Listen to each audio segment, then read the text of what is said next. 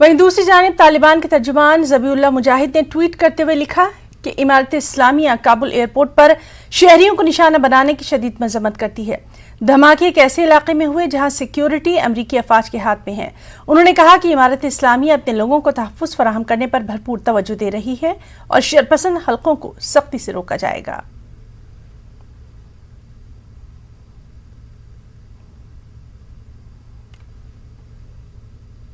दरियास्ता दहशतगर्द तंजीम ISIS ने Telegram account पर Kabul airport पर दोहरे हमले की जिम्मेदारी कबूल कर ली।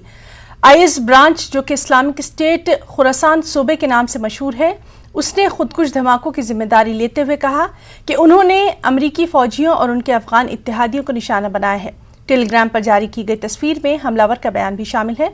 तस्वीर में दिखाया गया कि मुबैना हमलावर धमाका खेज बेल्ट के साथ काले IS झंडे के सामने खड़ा है, जिसके चेहरे पर काला कपड़ा भी है और सिर्फ उसकी आंखें दिखाई दे रही हैं।